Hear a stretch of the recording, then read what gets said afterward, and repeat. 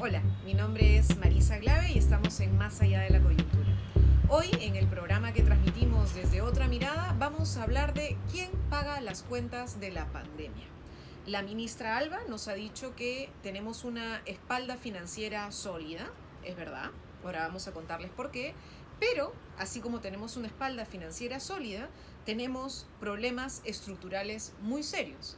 Como ha quedado clarísimo, el sistema de salud pública estaba a la cola de América Latina. Si vemos estos datos, Perú invierte por persona muy por abajo de lo que invierte Chile o lo que invierte Uruguay. Nosotros estamos en casi $450 por persona, cuando Chile tiene más de 1.100 por persona o Uruguay más de $1.400 por persona. Tenemos además una situación de pobreza y vulnerabilidad muy grande. Como ya se mostraron en las encuestas, más del 80% de la población ha visto afectados sus ingresos y tenemos una política social relativamente pobre frente a lo que se necesita para que en este momento realmente podamos enfrentar en relativa, no voy a decir igualdad, pero por lo menos no necesidad esta pandemia, ¿no? Entonces, nuestra espalda financiera nos tiene que ayudar para una reacción rápida. ¿Por qué? Porque, bueno, hemos tenido el año pasado un déficit fiscal muy bajito, solo 1%. Como dice el Banco Mundial o el Fondo Monetario Internacional, el nivel de endeudamiento de Perú es muchísimo menor que el del resto de América Latina, es decir, aún podemos endeudarnos bastante más y tenemos un nivel de reservas altísimo. El año pasado llegamos a un récord en la propia historia peruana de reservas que en teoría podríamos utilizar en este tipo de situaciones. Pero la plata, las reservas, la capacidad de endeudamiento, el relativo bajo déficit fiscal que hemos tenido, tiene un límite y necesitamos de una vez saber que se viene una factura, se viene una cuenta que vamos a tener que pagar en los próximos años y eso nos va a llevar a revisar la política fiscal, los impuestos, quién paga, cómo paga y por qué paga. Estas preguntas son fundamentales porque la manera en la que están diseñados los impuestos pueden ayudar a que las diferencias sociales aumenten, a que tengamos una brecha entre ricos y pobres mucho más grande, o por el contrario, a que tengamos políticas más igualitarias. Hoy por hoy, nuestro sistema tributario es muy regresivo. ¿Qué quiere decir esto? Que acá todos pagamos por igual. Se sustenta sobre todo en el impuesto general a las ventas. Si yo compro una lata de leche, pago el mismo impuesto que usted que me está viendo o que un millonario. Todos pagan exactamente el mismo impuesto por el consumo de los bienes generales. Debería haber un cambio, eso es lo que se recomienda, para aplicar ese principio que la verdad es básico y es que quien tiene más, que pague más. En este programa ya hablamos del impuesto a la riqueza, ya explicamos cómo hay algunas personas que, por ejemplo, solo 6 personas en el Perú, los multimillonarios peruanos, tienen más dinero, más acumulación de riqueza que 8 millones de peruanos. Es decir, 6 tienen más dinero que todo San Juan del Urigancho junto, más todo Villa El Salvador, más todo Villa María del Triunfo, más todo San Juan de Miraflores, más todo Comas y probablemente más todos Los Olivos. Es decir, todos estos distritos acumulados en su población tienen menos ingreso que 6 personas en el país. O estas 6 personas tienen más dinero que todo Piura, todo Lambayeque, toda La Libertad, todo Arequipa, todo Moquegua, todo Tacna junto. Entonces, esos niveles de desigualdad obligan a repensar la política tributaria. Por eso se llama justicia fiscal. No puede haber justicia social si no tenemos justicia fiscal, que vaya realmente a buscar políticas progresivas, que hagan que realmente quien tiene más, pague más. Y que quien no está pagando, pague. Y es verdad que hay que ampliar la base tributaria, eso es parte de un debate que se tiene históricamente. Pero el día de hoy queremos contar un paquete de medidas que Oxfam acaba de publicar como propuesta, porque en este momento necesitamos llenar, así como tenemos un conjunto de demandas puntuales, también llenar el vacío de propuestas. Necesitamos propuestas concretas. Uno es el impuesto a la riqueza, ya lo hemos discutido acá. El segundo es duplicar la tasa de dividendos y de ganancias de capital. ¿Qué quiere decir esto? Hoy los accionistas de una empresa, cuando hay utilidades, es decir, cuando hay un margen de ganancia de la empresa, a veces deciden repartir las utilidades. Bueno, ese reparto de utilidades genera un ingreso extra. Ese tendría que tener un mayor impuesto según esta propuesta. Hoy es solo 5%, debería ser el doble, 10%. Una tercera medida es implementar un impuesto a los resultados extraordinarios de las grandes corporaciones. En cristiano, ¿qué quiere decir?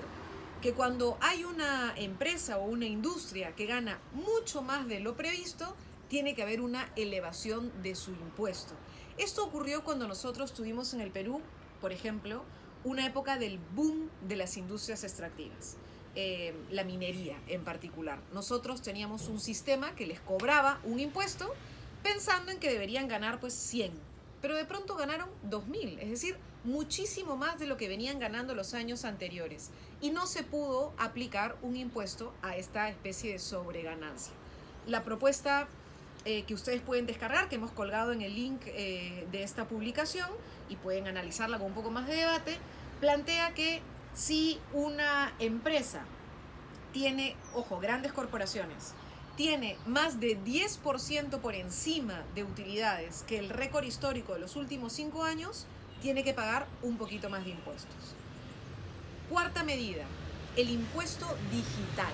Y esto es un tema que ya se está discutiendo en el mundo entero. La OCDE, el Club de los Países Ricos, por ejemplo, ya empezó a decir, bueno, Google, Amazon, Apple, en fin, que tienen un conjunto de bienes y servicios que se venden por internet utilizando los medios digitales, no están pagando impuestos en los países en los que se consume. Netflix, por ejemplo, no paga impuestos en el Perú.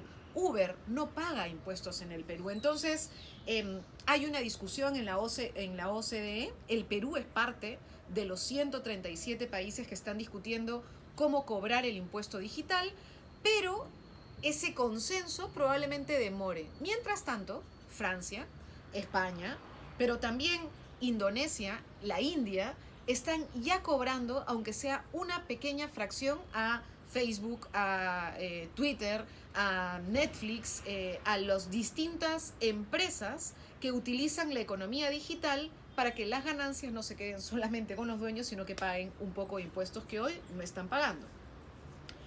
Quinta medida. Bueno, hay que gravar los bienes de lujo. Estamos en un momento muy difícil. Si una persona se quiere comprar un carro de lujo, ¿no es cierto?, debería pagar un impuesto mayor, porque no es un bien de necesidad, es un bien de lujo. Por ejemplo, si alguien se quiere comprar una embarcación de recreación, un yate, por ejemplo, tendría que pagar un impuesto mayor. ¿Por qué? Porque eso no es un bien de necesidad. No va a utilizar el yate para ir a pescar, no, lo va a utilizar para veranear. ¿Tiene derecho a hacerlo? Por supuesto que sí, pero que pague un impuesto mayor. La sexta medida es eliminar la exoneración de los rendimientos de capital en bolsa. Hoy día, si uno invierte en la bolsa, pues resulta que las ganancias de la bolsa no están gravadas.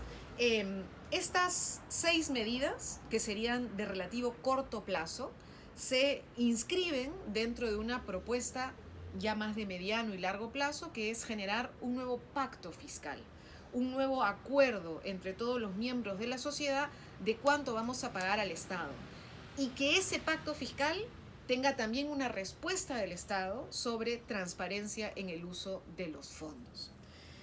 Este documento plantea finalmente que las ayudas estén condicionadas. Y entonces, uno de los problemas más graves que tenemos en nuestro país también, por ejemplo, es que muchas de las empresas grandes mueven su plata a través de las famosas offshore, es decir, por fuera del sistema bancario peruano y con nombres extraños que no terminan de identificar quién es el beneficiario final. Entonces, una de las recomendaciones que nos hacen es que Reactiva Perú, los subsidios a la planilla, los préstamos especiales con tasas especiales, se hagan a las empresas, chicas evidentemente, a las medianas y también a las grandes, pero que no estén en paraísos fiscales y que se comprometan que por lo menos en los próximos 2 años, si es que reciben estas ayudas, no hagan estas políticas de entregar bonos extraordinarios que elevan los salarios de los ejecutivos